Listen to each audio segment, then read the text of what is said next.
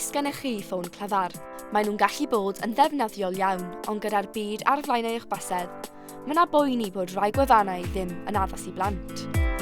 Felly, a ddylai siopau stopio gwerthu ffonau clyfar i bobl ifanc dan 16 oed? Dwi ddim yn credu bod yna i bano nhw, ond falle bano rai apps neu stuff mae plant gallu mynd yn really addicted i. Wyf fi'n un o'r rai olaf yn fy dosweddu i cael ffôn symudol. So'n credu maen nhw'n banio ffonnau symudol. Fi'n credu dylse ban os mae fe yn digwydd bod i plant bach mwy llai. Dwi wedi cael ffôn symudol pryd dwi wedi troi yn 11, felly fi'n newydd i ffôn symudol. Dwi'n meddwl dylse nhw ddim wneud yn 16, dylse fe fel 12, 11. Ond mae rai athrawon yn meddwl byddai gwaharddiad yn syniad da. Fi'n credu, os maen nhw yn mynd i cael ffôn, mae fe jyst yn gwneud un peth, ac mae hwnna yw ffonio rieni os maen nhw angen pigo nhw flaen o rywle a pethau fel yna.